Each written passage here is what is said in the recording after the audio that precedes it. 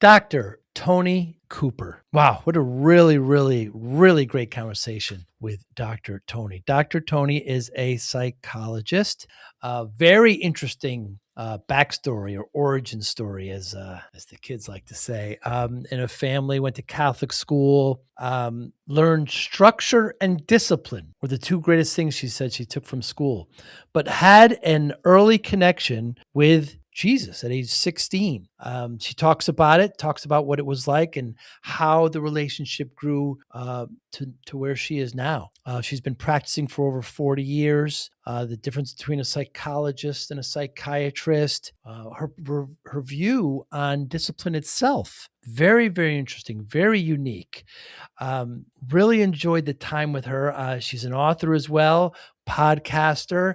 We talk about how people get stuck and how to get them out of being stuck, and how she separates her spirituality and her psychology. It was just a wonderful conversation with Dr. Tony Cooper. I thank her so much for the time, and I thank you for watching and listening. Hi, I'm Joey Pins, and here's my 45-second introduction. After starting my business in the 90s, I started developing poor habits of eating in my diet because I was working way too much. Before you know it, I found myself 340 pounds. The doctor told me if I don't lose the weight, I'm not going to see my daughter graduate. Took the next 7 months, lost 130 pounds. People think there's some secret. Ask me, how'd you lose that weight? Like there's some secret. There is no secret. How'd I lose the weight? Just one word: discipline. I've had other successes in life, and I attribute them all to discipline. Now, I'm not the king of discipline, but I believe that it can help all of us. Friends, colleagues convinced me to start a podcast. The podcast mission: how do we better ourselves and society? I talk to interesting people in health, fitness, sport, wellness, business, technology, science, art, and culture. And I eventually ask them how discipline plays a role in their life. Podcast vision: growth through learning from others.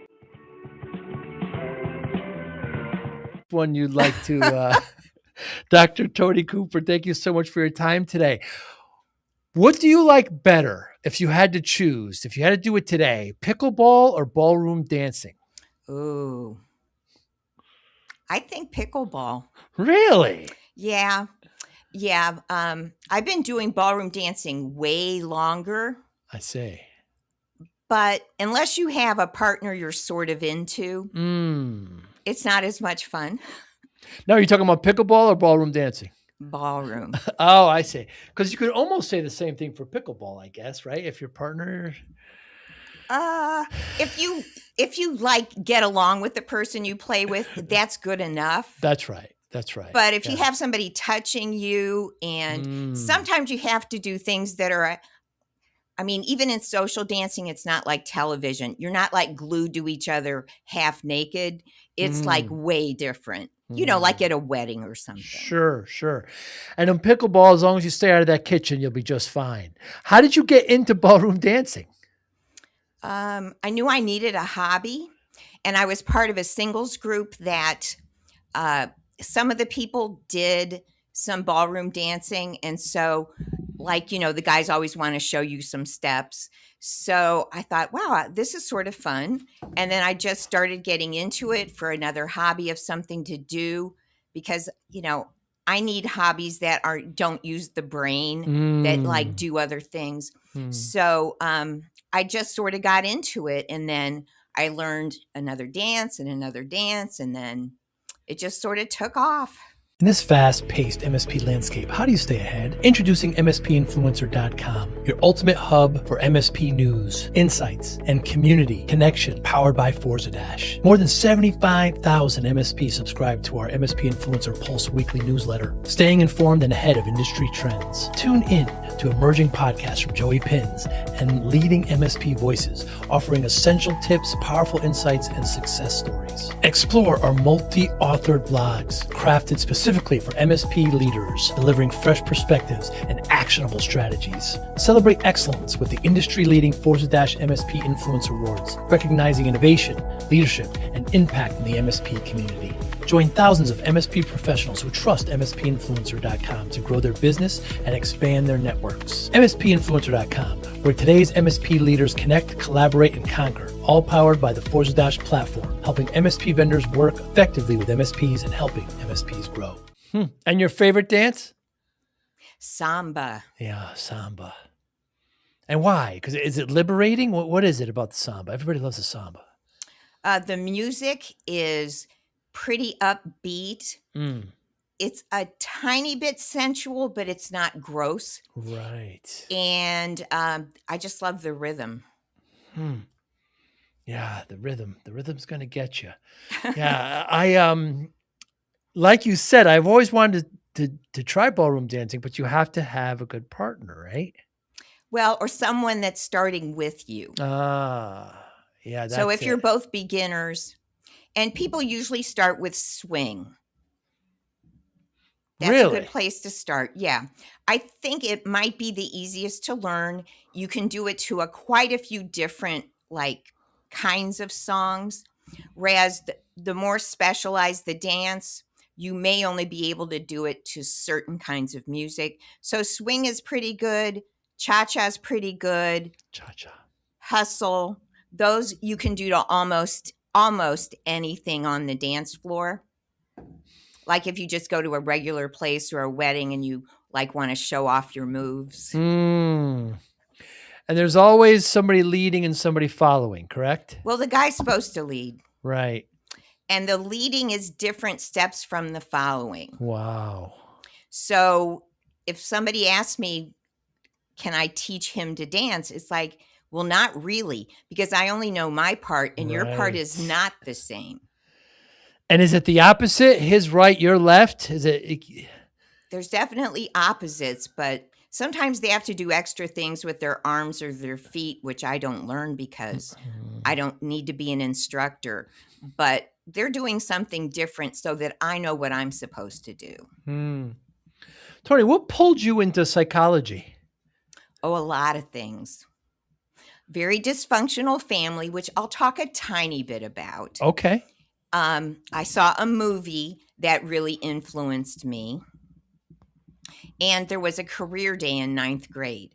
So those things sort of converging together, that sealed it. Movie, family, and career day. Yep.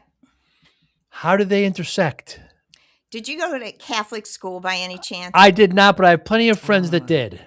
Well, there's bad parts to it. Of course. But one of the really good things was they wanted you to be prepared to think and also to do something with your life. Hmm. And so in 9th grade, we had career day. And so I think we got 15 minutes. We could sign up to listen to someone for 10 or 15 minutes in different careers. And the ones that fascinated me were the psychiatrist and the lawyer.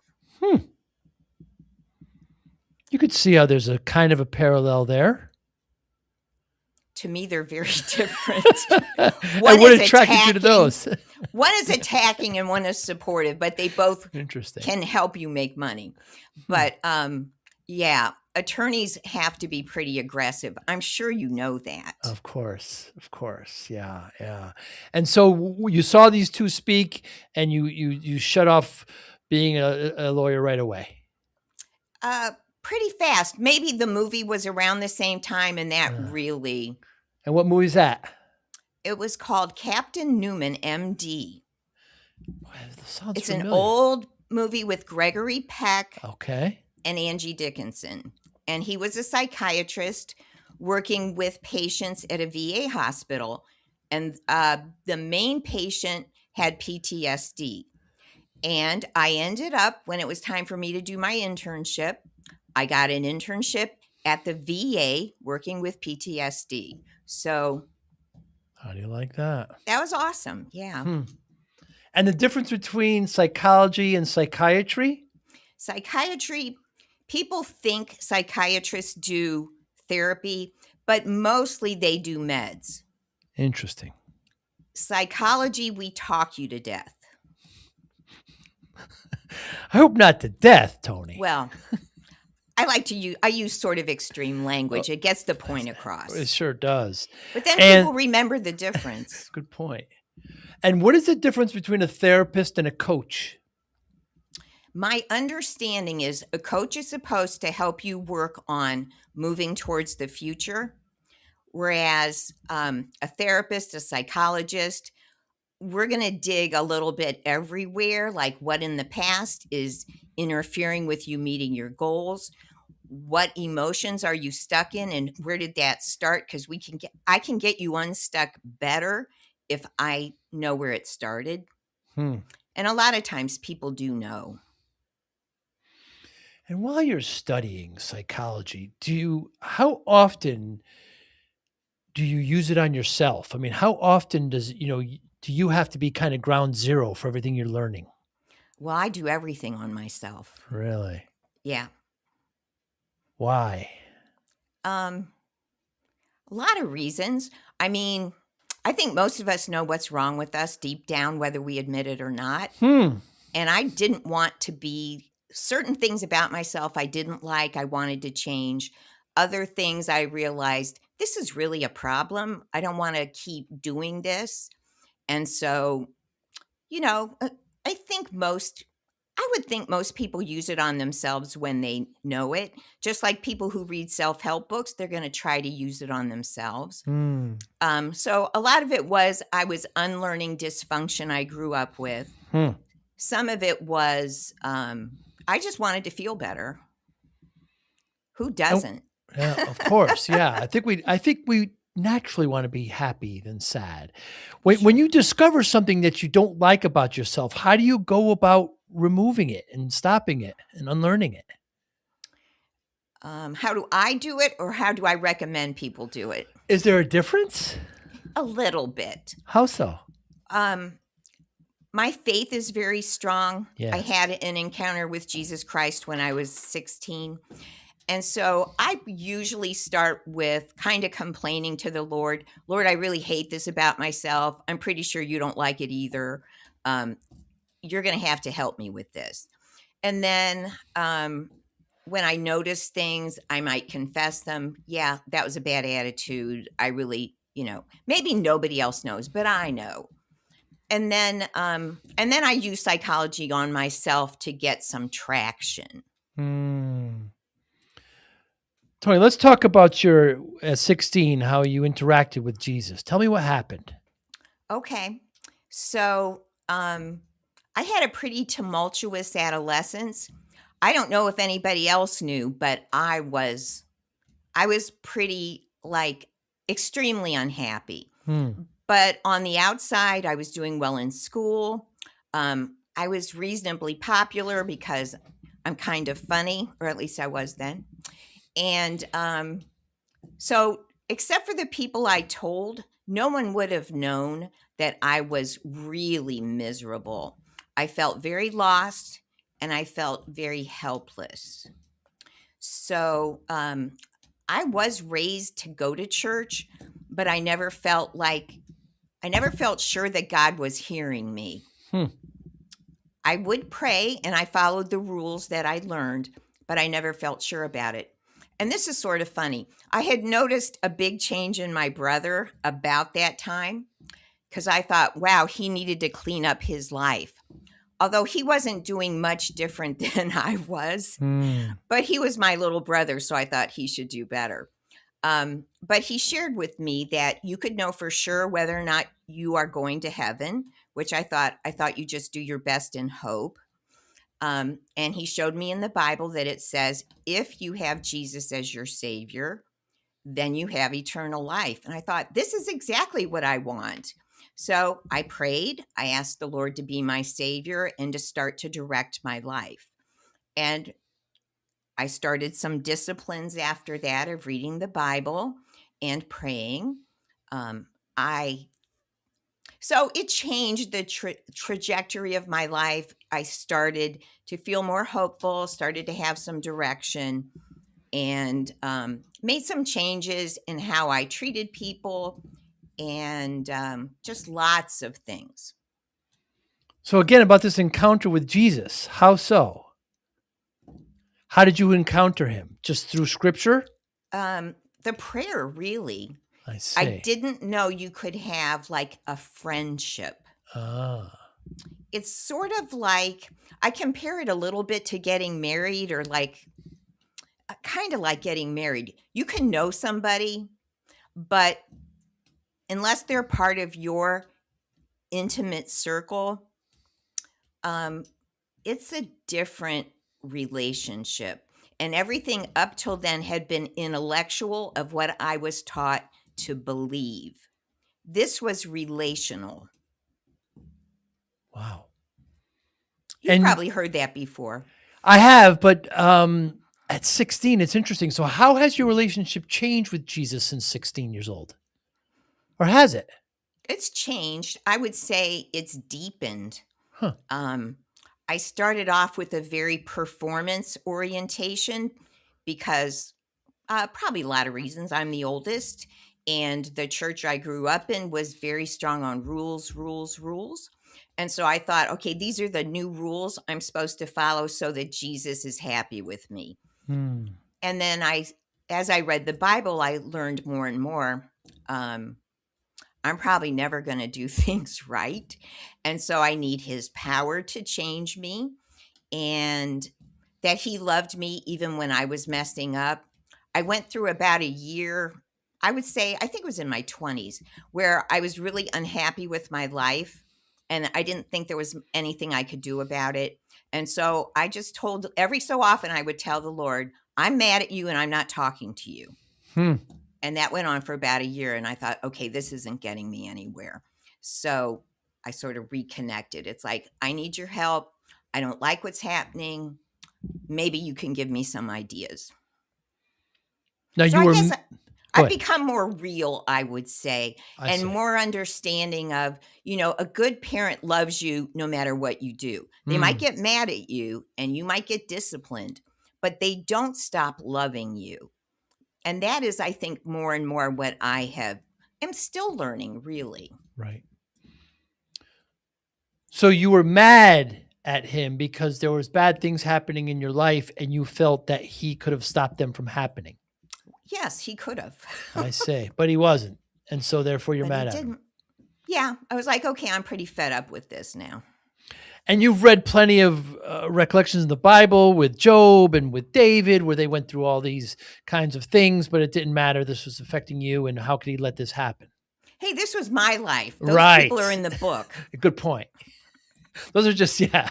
That's how we all are, right? Yeah. Yeah. Especially in your 20s. Yeah. Especially in your 20s. And do you meditate now? I meditate on scripture. What's the difference between that and praying? Praying is more of a conversation. Meditating is chewing on like a portion of scripture. I see. It's one of the, like you chew your food. So it's how you assimilate the Bible into your core. I see. Excuse me. And how often do you meditate and pray? Is it a daily practice? I try to read the Bible every day.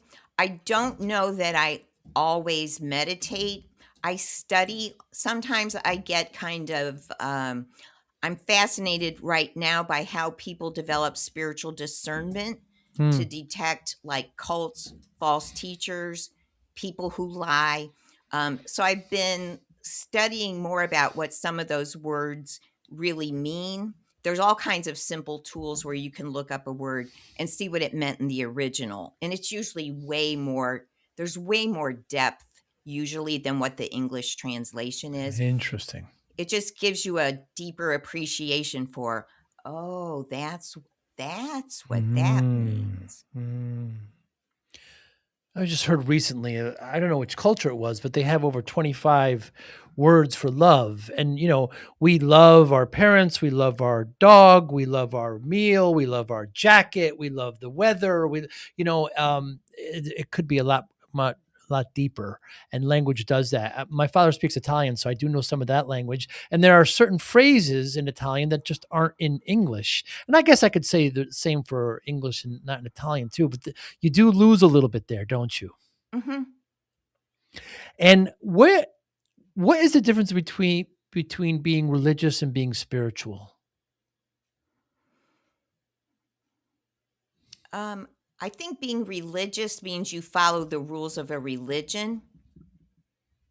Being spiritual, I don't even call myself spiritual. Spiritual can mean a whole bunch of things, Right. and it isn't even necessarily connected to worshiping God. So I don't really use that terminology. I'd have to think about. I consider myself a Christian mystic, although I don't think I would say that out loud to very many people, but we're not recording. But it's the We idea are that recording. no, we aren't. Are Yes, we? we are. Yes. Okay. Is this did we already start the interview? Oh, absolutely. Absolutely. Well, how about that? That's the okay, idea. so I'm a Christian mystic. What does that mean? What that means is that if you go back to like the early people who wrote about Christianity, like way back, a mystic was a person who had an encounter with Jesus. They weren't necessarily religious, but they had a connection. And so that guided their decisions, their, like Joan of Arc or other people. I mean, that's a dramatic example. Or St. Francis. And it guided how they lived their life. And it usually gave them, God would give them special blessings, usually to affect change. Like St. Patrick got rid of the snakes in Ireland. Right. So God had to help him do that. Interesting. I never heard the term Christian mystic. I don't really know. I made it up. Okay. I don't think I made it up, but. And what happens is there ever a conflict with psychology and your Christianity? Not for me. Psychology is a science. When you get into philosophies that are considered psychological, we're not really in the science of psychology anymore. Interesting. And if they are the person that you're working with doesn't matter what their background, if they don't believe in God or isn't a Christian, because you're really at the science level at that point, correct? Right. I'm fine with that, and that's mostly what I do. But for clients who want to use their faith and their connection to God to like jumpstart things, I'm good with that. And I've studied different people who have found ways to help you pray in a way to break some strongholds. I can give you an example of that. I was just thinking about that this morning. So one thing that people do, especially if they're unhappy growing up, is they make vows. Now, there are good vows like a wedding vow or, technically you take an oath in court. But a vow is, I will never trust a woman again, trust a man again, open my heart again. So when we make those kinds of vows, we close off parts of ourselves and we close off the possibility for relationship to people who might be good for us. So a prayer strategy with that is to pray and say, Lord, I realize that I made this vow out of anger towards so-and-so, and this vow is sin, and it's bad for me, because most things that are sin are bad for us. So, Lord, I'm asking you to break that vow, the power of it, and forgive me for making it, and help me to find balance when it comes to my relationships with, men, women. Interesting. Vulnerability, whatever. So you can take it to the Lord in prayer. And I don't know that I can prove it through research, but I can tell a big difference. Many of my clients, when we pray over these things at the end of a session, many of them will say it's just something lifted. They'll feel a physical presence being lifted? Wow. They feel a weight being lifted during it. Wow. Sometimes they don't feel anything, but they'll just say, this isn't bothering me. All of a sudden it's gone. Or sometimes nothing changed. And it's like, well, I have to look under another rock and figure out what we need to do. It's not magic. Right. Yeah, it's interesting that psychology is all science. Is there any art to it at all? Oh, there's a lot of art in the practice. Interesting. So how do you make that separation? In other words, how the science is delivered and how it's received? Where's the art? In terms of what I do, there's a lot of research that the relationship with the client has a lot to do with whether or not they get better. So they need to feel heard, but they also need to have some confidence that you know what you're doing, that you're not just, like, oh, how does that make you feel? I mean, that's like the classic that most people hate. And I don't usually do that. So, but it's the idea of forming a connection, getting to the heart of, okay, this is probably the root of what we need to address. And then here are some options for how we can do that. And so, and many times, because I give feedback to people, I'll say, well, you're having trouble with this because, and many times they're surprised. It's like, really, that could do it? It's like, yeah, I'm like 80% sure that that's why you're having trouble with this.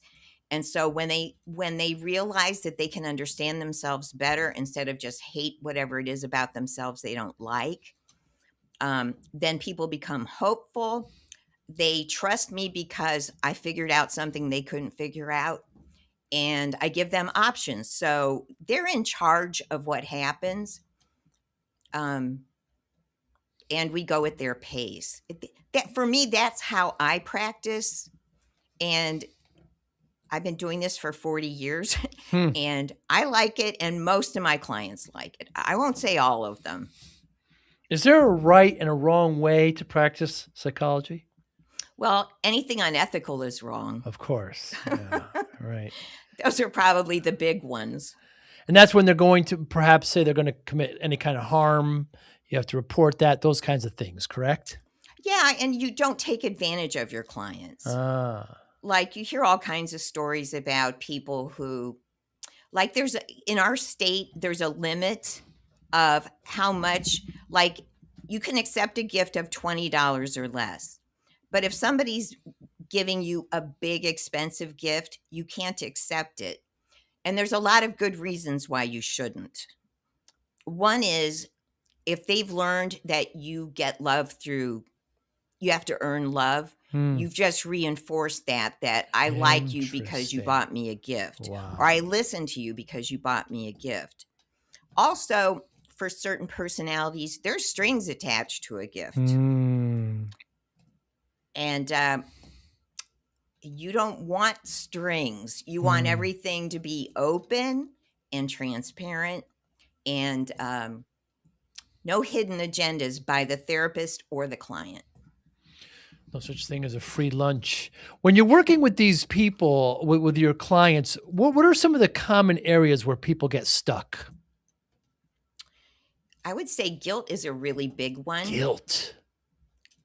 A lot of people that I work with, I work mostly with women, but also men, they can have irrational guilt for things. It's like, you didn't do anything wrong. Okay, that person got mad at you, but you did what you should have done. And if they didn't like it, that's kind of on them. But people can feel guilt because they don't do everything other people want. That is such a big one. Men have trouble with that too, though. You can't be everything to everybody. And how much being stuck is trauma related? If the person has had trauma, there's a good chance they're stuck someplace. I see. Probably not every place, but there might be one place. Dr. Tony, I wonder if you'll indulge me. This is purely anecdotal, and I have just found with colleagues, with friends that come to me, and I like to ask questions. As I get older, I find I have more questions than answers, and I have found that 3 ways. I just have this list that I've compiled. Again, this is anecdotal. How people get stuck. The first is trying to control things they can't control. I hear that so often. 2, the whole holding off on happiness. I'll be happy when I get the raise, or if that person treats me well, holding off on it when obviously you're under control. The third is the whole, that happened to me in the past, therefore that's where I am now. It's not much I could do about it, or that this is what's going to happen in the future and I'm concerned about it. Your thoughts about those 3, the unscientific, completely anecdotal? Well, they're valid. They're absolutely valid. people can get stuck in a certain emotion. Mm. So if a person is always angry, we need to get to the bottom of that. And Terrence Real wrote a book quite a few years ago, but his point was, if a person is chronically depressed, they need to get angry. If a person is chronically angry, they need to grieve something. Wow. So you can add that to your list. Yeah. That's profound, isn't it? It is. That's a handy little tool. Hmm. And they can also get stuck in control is absolutely one of them. And the other side of control is passivity. So if I'm waiting for somebody else to figure this out for me, solve this for me, make my business whatever, it's like you'll be waiting a long time, because that usually doesn't happen. And so again, we want to look at, where does this come from? Maybe it's trauma where you were helpless and there was nothing you could do, and you're still stuck in that way of thinking. Sometimes it's that. Sometimes if you had sort of an overbearing parental figure who made all your decisions for you, you come into adulthood completely unprepared. And so you wait for other people to tell you what to do. Yeah, and there's probably an offensive term that goes along with that, but I've known people that were kind of mama's boys, right? That kind of had those kind, and you could just tell they're just helpless. It's whereas the mother felt whatever guilt, whatever it was, and she felt she had to be a bit over whatever her reason is. You mentioned guilt, but I've also heard you talk about toxic guilt. What's the difference? I suppose it's a matter of degree. So if people suffer abuse early in life, they often blame themselves. Sometimes they become angry and they stay angry. But many people blame themselves. If I wouldn't have gone here, if I wouldn't have done that, I should have known this, that, or the other. And it's like, that's not possible as a child. You can't know those things. You can't circumvent a predator. It's hard enough as an adult. You definitely can't do that as a child. So that creates a situation where that is always, if not on the front burner, it's always in the back burner. And it interferes with a lot of moving forward. It can interfere with trying new things, meeting new people, forming deep relationships. It's nasty. And so that has to be revisited. And I think of it as like draining that. And it's kind of amazing to me that I do ask specifically about that with people I work with. And it's amazing how many people still feel guilt or shame about it, even as an adult, even though intellectually they know, I guess I couldn't have stopped it, but they still kind of think about it like I should have been able to. So that has to be untangled a little bit. Sure. Tony, 40 years of practicing this. How do you separate the weight of your clients and your personal life? Early in my career, I figured out I can't take this home. Right. And I also don't look at it as, I look at it as, this person's coming in with this problem and we're going to figure out a strategy so that it gets better. And so to me, it's like detective work. We're going to figure out the source, and then we're going to come up with a strategy, and then you're going to be a lot better. And so it's very satisfying, and sometimes it's invigorating. I can imagine. And one of those methods of change, you have something called the RIPE method. Oh, yeah. So I taught elementary school for a couple years. That was my first career. And so I'm always trying to figure out what's a simple example or a simple little acronym to help people with whatever. And so one of the methods for change, which I also use on myself, RIPE. So determine what's the reason you want to make this change. Maybe I want to start a business. Maybe I want to lose some weight. Maybe I want to get better at playing pickleball. So, what's my reason? Maybe I want to look good in a certain outfit when I go to this wedding or reunion or whatever. And then I is if you have an image, maybe a picture of something. One thing I do is I will hang up the dress I want to wear. So I'm looking at it every day. It's like I'm getting in that dress. And so something visual to help you stay motivated. P is your plan. You have to have a plan. So, how often am I going to do this? Am I cutting something out? Am I building something in? Who's going to be my support network? Some people get in a group, or you just do it with a friend. Like we're going to go lift weights or work out or run. So that will help you stick to your plan. And then I add E for excuses. We all have excuses why we're not going to do that today. And so if you write down your excuses, because I know what mine are, and then have an argument for the excuse, because my excuse is it doesn't matter if I wait till tomorrow. So my counter to that is it does matter because tomorrow turns into a month. And those things work on me. But so you have to figure out yourself. It's like, what are your excuses and what can you say to yourself? And hopefully it's not mean. We don't want to talk to ourselves in a way that we wouldn't say to a partner or a child that we love or a friend. Say things that are nice to yourself, but are still like reality based. What if discipline wasn't about punishment, but about unlocking your best self? I spent 2.5 years writing Discipline for Greatness because discipline changed my life. And I know it can change yours too. This isn't theory.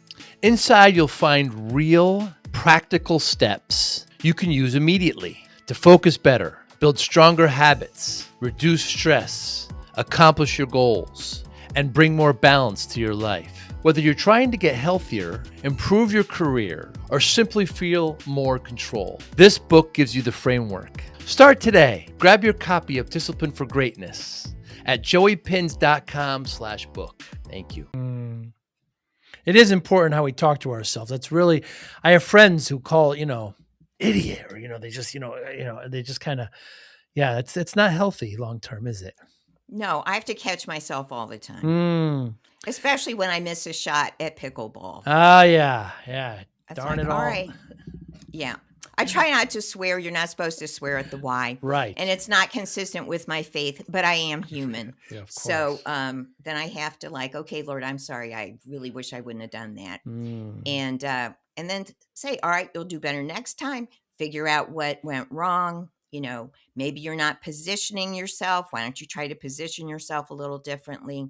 So yeah, it's really important and it makes life so much smoother. Let's talk about boundaries. Why do really emotional, healthy people still struggle with boundaries, especially with their family? Oh, that's a big one. So the way we grow up, your family had certain kinds of boundaries. Maybe certain people weren't allowed to talk, or certain people always got their way, or you had to do things a certain way.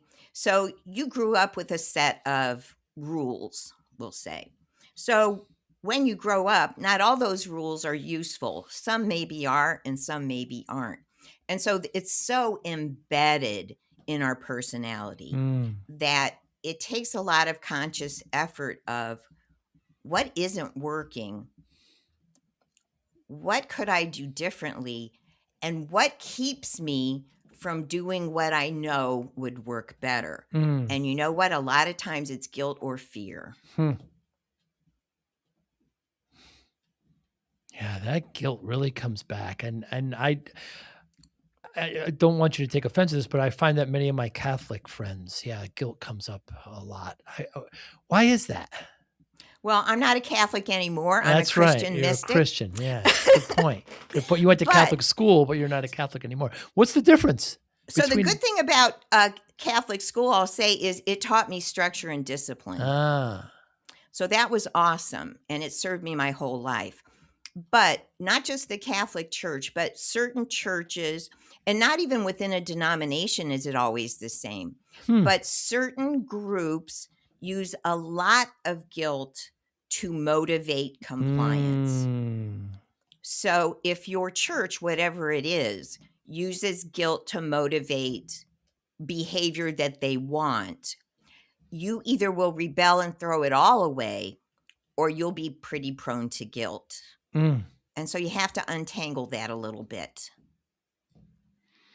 What is the Cartman drama triangle? Oh, that's a good one. So Karpman came up with this. It's 3 circles, and these are different styles of relating, handling relationships. And it's useful to know which one you tend to fall into. And you might have to correct me if I lose my place. So one is more like dominant. One is more people pleasing, and another is more kind of detached and withdrawn. Hmm. So it's good to be somewhat dominant, but if you're always in that mode where you're controlling, leading, always in charge, that's not healthy anymore. So you have to learn how to operate with a little more flexibility. Your personality won't change, and it doesn't need to, but we need to be flexible to know when it's good to follow, when it's good to lead, when it's good to just be quiet Mm. and let other people figure things out. But when you get stuck in one way of doing things, your relationships are going to start to become frustrating. Hmm. Hmm. I'm glad I'm able to answer your questions. Wonderful. Yeah.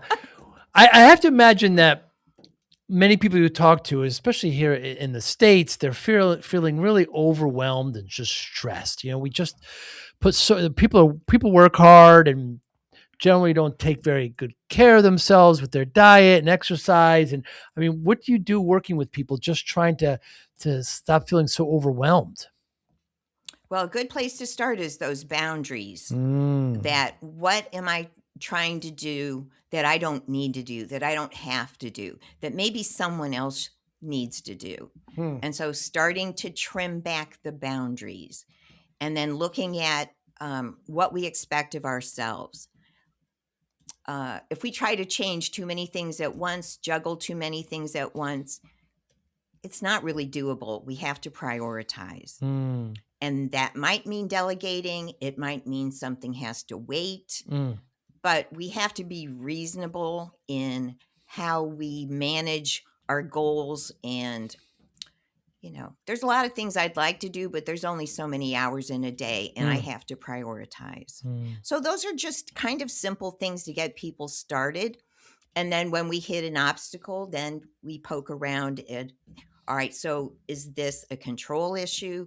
Is this fear? Is this guilt? Is this feeling inadequate if you can't do everything at once? You look for the emotional root if something is stuck and there doesn't seem to be a good reason. Is there a type of person that you won't work with? I don't work with predators. Huh. And how is that revealed? Usually the reason they call. There's a series of questions that our secretary asks. And so you usually, if the court's involved, there's a good chance I'm not going to be the right person. And why draw that limit there with a predator? I'm not trained thoroughly enough to be able to outsmart a predator. And I would probably say something rude, which wouldn't be therapeutic. Because you feel your emotions would get in the way? Oh, yeah. I would just be irritated. Wow. Also, I prefer to work with people that have a decent success rate. And so depending on what you're trying to do, if the success rate is really low, I can't work that way. I have to see progress. How do you know what the success rate is until you work with them? You have a pretty good idea of like what things often get better and what things take almost a miracle or a thunderbolt. So, Wow. if you get if after a certain age, a person is more likely to reoffend. This is Huh. not like my area. We have a person in the office that that's one of his specialties, and we nudge people that way. I see. He can handle it, and if things can change, he will make that happen. Wow. Have you ever fired somebody? I don't think I've had any employees. Ha! So, Clients. Did you ever purposely stop working with clients? oh sure. Why? If someone really isn't doing anything I suggest, week after week after week, Mm.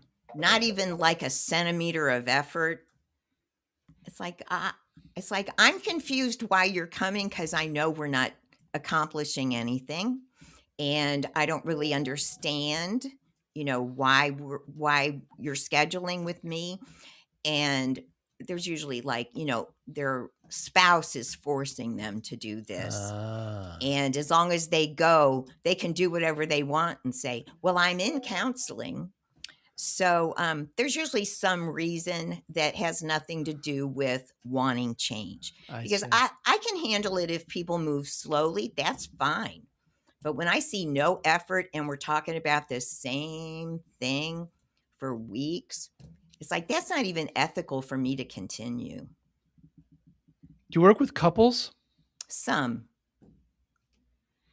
How do you get over the barrier of what was said and what was heard? Well, if it happens in front of me, I can point it out. Right. And it's bound to happen in front of me. Right. There's an exercise. Most people are familiar with some kind of exercise like this, where one person says something, and the other person has to repeat it without an editorial comment. Right. That sounds like that should be easy, but you'd be amazed. Sometimes there is a drastic difference between what was said and what was heard. So if I am observing that, I can point it out, and I can try to help people listen better. And again, we look at, where's this distortion coming from? It comes from someplace, and it maybe has nothing to do with the people in the room. Tony, is there something that you steadfast believed, deeply believed in 10 years ago that you no longer believe now?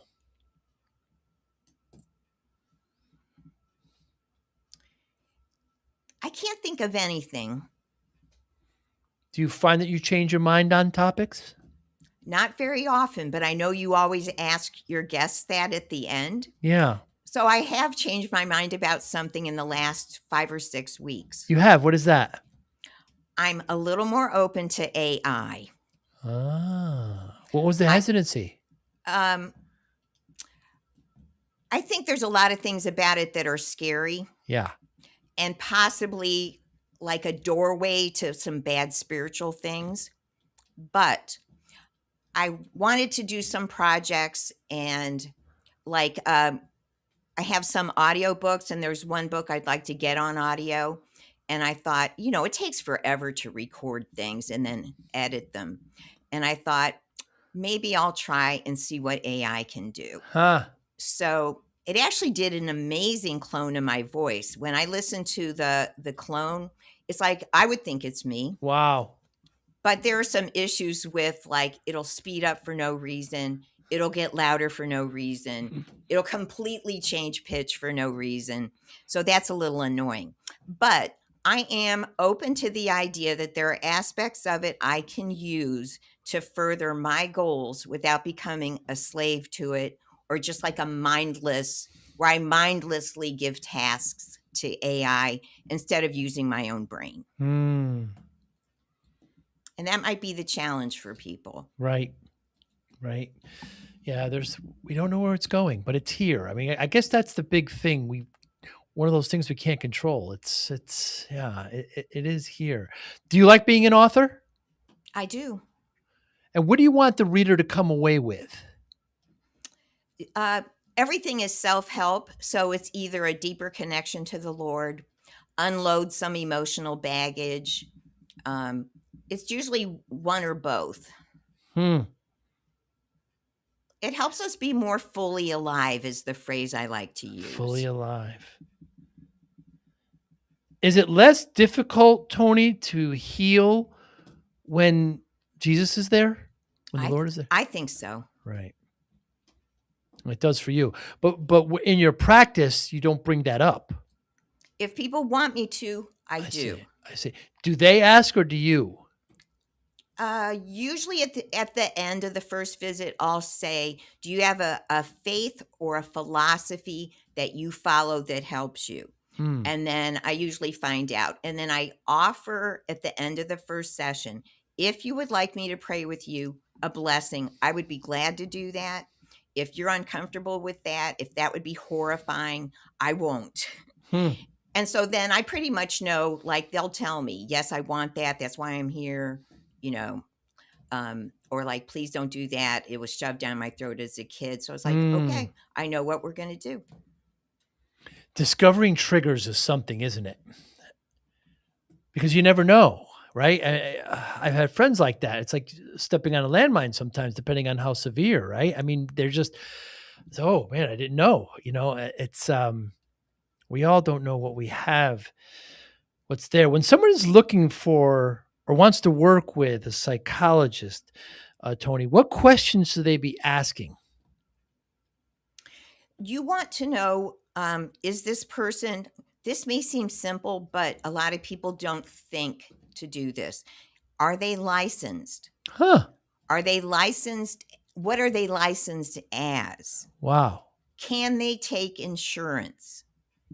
Now, some people are licensed, but they just are fed up with insurance and won't use it. But some people don't qualify to be reimbursed by insurance. So that's raises some questions. Wow. You also want to know what's their specialty. I think I'm good at certain things, but I don't work with kids. So if you beg me to work with your child, it's like, that would be ridiculous. I wouldn't be any good at it. It's probably not even ethical at this point because I don't. So you want to know, what is their specialty? They might be very good, but you're not going to be good at everything. And there's always Google reviews, and most people have a website. So check out their website, see what they have. A lot of people do have some kind of social media, a YouTube channel, a podcast, something, so that you can get a flavor of how they do things. So those would be some basics. Yeah, very, very interesting. Is there a question, Tony, that you wish more people would ask you?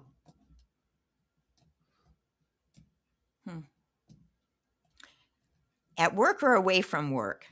You choose. I'll say away from work. At work, things are a certain way. It would be nice if people would say, do you like this? Like what? Anything, as opposed to assume that because they like it, you're just supposed to go along with it. Oh, interesting. That would be nice. Although I will say something if it bothers me enough. So I started my business back in the 90s, Dr. Tony, and I was working way too hard. I mentioned it before, like not paying attention to myself and eating poorly and putting exercise in the back seat. And so I'm in front of the doctor, and she tells me I'm at 340 pounds. So I had gained all this terrible amount of weight. And she says to me, if you don't lose this weight, you're not going to see your daughter graduate. So my daughter was just born. Scared the life out of me. So spent the next 6-7 months, lost about 130 pounds and kept it off, right? These are lifelong challenges, lifelong changes that we make. So when I tell people this, same thing, what's your secret, what you do? And I say, well, there's no secret. And you mentioned it before, discipline. That's the one word answer I always give. Routine, focus, direction, willpower, all in the discipline spectrum. How does discipline play a role in your life, Dr. Tony Cooper? Well, I think earlier when I didn't know we were recording, I gave you the example of how I have a daily time where I read the Bible and pray. Yes. So I'll give you another example that isn't so spiritual. Okay. So About 2.5 years ago, I started playing pickleball regularly. And I noticed how I got beat badly all the time. And sometimes I couldn't even get my paddle on the ball. Whoa. So that's pretty sad. And this is a pretty good group. They're pretty good players. So I had a decision to make. I can quit or I can play more often because I have to get better if I'm going to play. Mm. So I made the decision I'm going to play 3 to 4 times a week so I get better. And at first it was sort of like, yeah, you got to go. It probably won't be that much fun at first.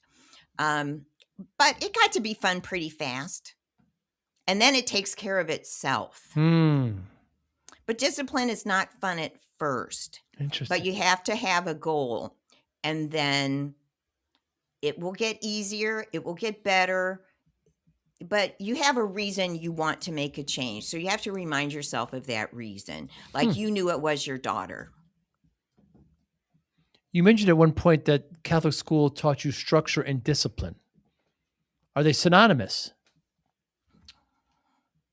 Probably not, because you can provide a structure, but it's still at some point a person has to decide, I'm going to do this.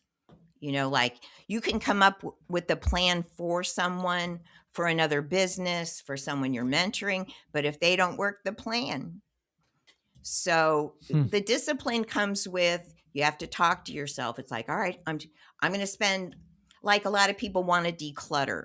So what we talk about is, if you want to declutter a whole room, don't even think about that. Think about, I'm going to spend 15 minutes on this today and then 15 minutes tomorrow.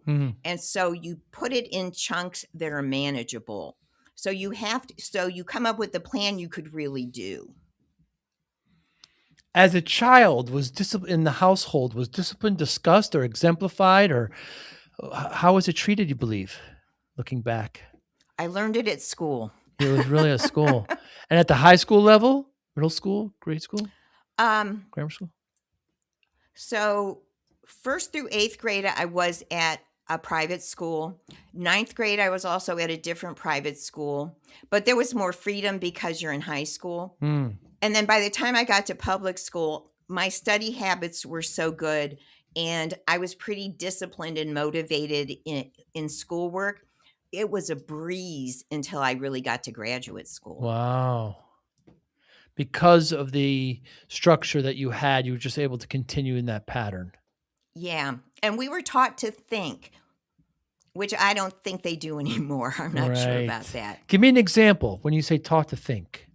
So maybe we would read a passage, like something in English or whatever, and then we would discuss it and maybe even be given, like, you say you take this side of the debate, you take this side of the debate. Doesn't matter if you agree or not. You're going to defend this position. I guess that's how attorneys are trained. Yes. And so you begin to think about something as opposed to just react to it. So you formulate deeper opinions, and you're not just controlled by advertising or by trends in the culture.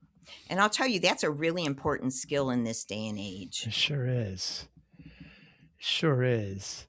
And what also helps with that is to see the other perspective, right? Even if you don't agree with it, okay, well, I've got to kind of steelman this.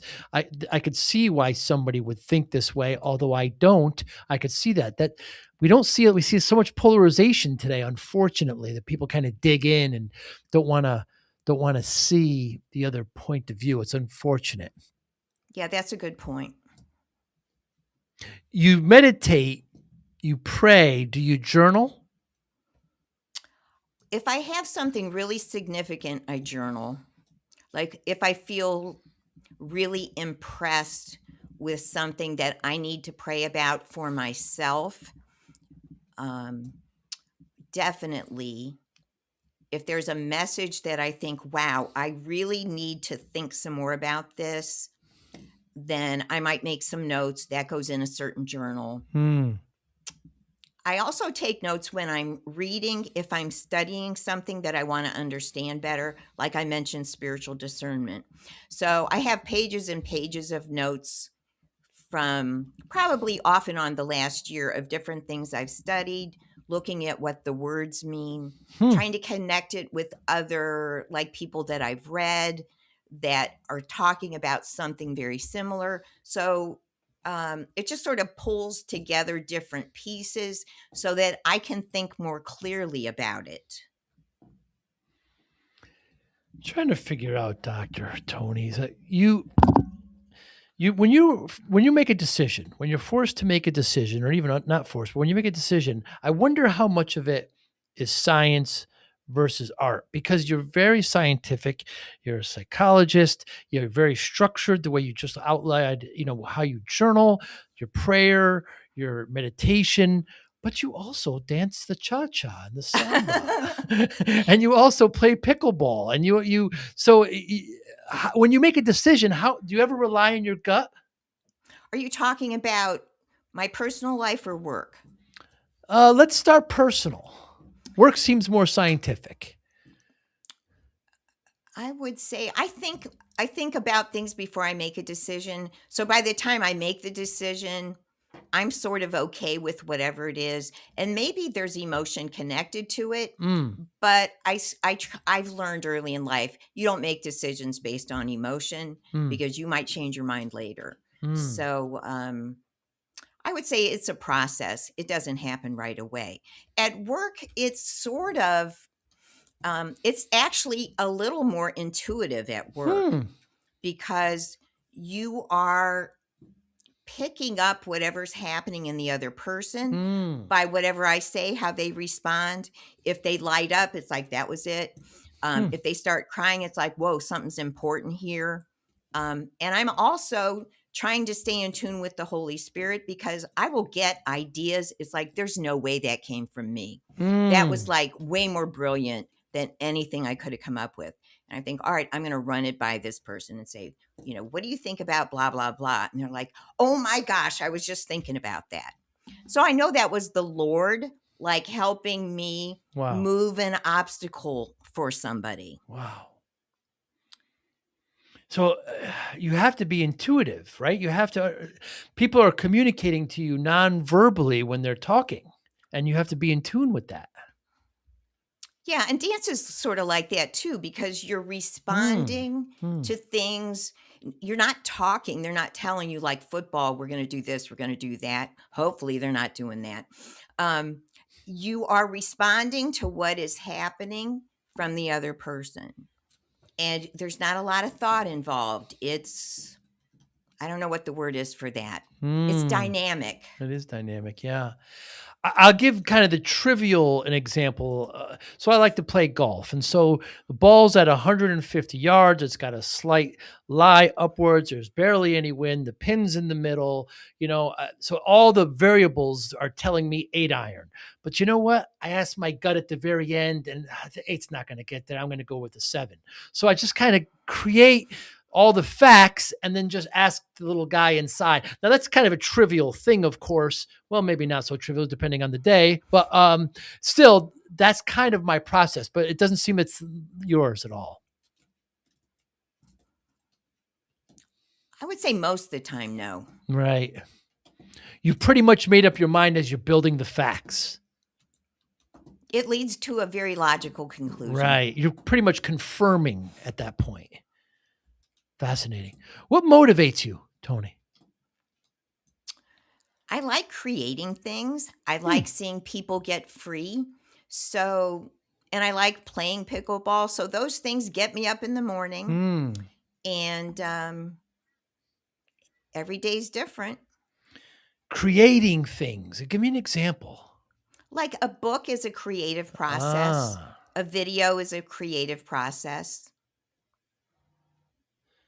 And the way that I write things is almost always I get an idea while I'm praying or shortly after I've had my time with the Lord, and Wow. I will just get a creative idea out of nowhere. And Mm. I know it's not me because you I'm pretty linear. So it's like, Interesting. okay, that was probably the Lord. And then this is why I call myself a Christian mystic. So I might say, Lord, am I supposed to do something with this? And then I will get an outline. Wow. It's like a download. And so I'm writing down the outline because it's like, these are the bones. And then I do the work of filling in everything else. That part is the work. You've heard of the term the muse, of course. The muse is, but it's more of the Lord with you. It's not really a muse, or perhaps it's both. Um, No, it's the I'm Lord. going to say it's the Lord because writing is hard work. And Yeah. so I write while it flows. And when it stops flowing, I'm done. I don't do, they tell you to discipline yourself to write a certain amount every day. That doesn't work for me because if it doesn't feel like I'm in tune with the Holy Spirit and we are creating something that's going to help other people, then it's like grunt work to me. And I don't think anybody benefits from that. I'm pretty sure they don't. I hear this often, this inspiration, Tony, and artists. There's a famous, so Bob Dylan wrote the song "Along the Watchtower" and performed it and released it. Within days or a week, Jimi Hendrix heard it and performed it live. And Bob Dylan saw him perform it live and said, "That's the way the song should have sounded. I'm never going to play it again. It came to me, but it's not mine." Wow. Yeah. So these artists, not all, but they believe that what comes to them isn't necessarily theirs and it belonged to them. So it's going to be different than what you're talking about because that's completely directed towards you when you receive this kind of download from the Lord, as you say. Well, I have a comment that's probably pretty controversial. Okay, but love it. some of these guys say that they sell their souls to the devil to get the inspiration. Bob Dylan being one of them. Interesting. So I do think things can come from another realm. That doesn't mean they're always from the light. Huh. Although I don't have a problem. I have to think about what are the words to All Along the Watchtower. It's great music, but I can't think of what the words are. The words would be very telling to me. Very interesting. A conversation that between a joker and a thief. Yeah. Yeah. That's All Along the Watchtower. That's the song. Yeah. Yeah, I'm of that era. Yeah. Very interesting take. So, given your motivation, Tony, you said creating things free. I hear impact as well, although you didn't say it. It's what I hear. How do you, given that motivation, how do you measure success? Well, you don't always know the impact you're having. And so I try to be faithful to what I believe the Lord wants me to do. So I do the best that I can when I go to work. If I feel like the Lord would like me to work on a project, even if it's like something I'm not sure I know how to do, like that's part of, I felt like learning how to convert one of these books to an audio book, I felt like that was sort of like an assignment from the Lord. And it has not been an easy assignment. Some of them are fun. Most of them are fun. This has not been fun because it hasn't worked that well. Wow. AI needs another year of growth before it can do what I want it to do.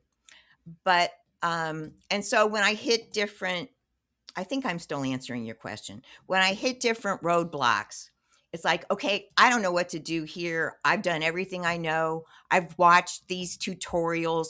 They're not getting me anywhere. And then a few hours later, some idea will pop in my head. It's like, oh, I should try that. Wow. So it's very dynamic and it's relational. It is not like a bunch of rules.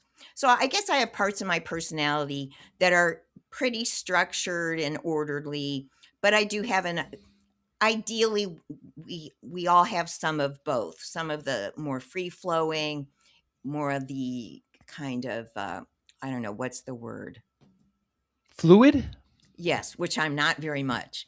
But we also need some of both. And hopefully, if you continue to grow as a person and you live long enough, you find more balance and you have friends who help you balance a little bit. Because it's a process, isn't it? Want to show your love for discipline, inspiration, and the Joey Pins podcast? Now's your chance. Introducing the brand new Joey Pins merch store, where style meets discipline. Choose from premium apparel, cozy hoodies, stylish hats, durable bags, and your new favorite coffee mug, all featuring the iconic Joey Pins logo. Perfect for podcast fans, discipline enthusiasts, or as unique gifts for friends and family. Every purchase supports the Joey Pins Discipline Conversations podcast, helping us continue to inspire greatness and promote positive change. Visit joeypins.com/store today and wear your discipline proudly. Joey Pins merch. Wear it, share it, and live it. Yeah, it certainly is. An ongoing one. Yeah.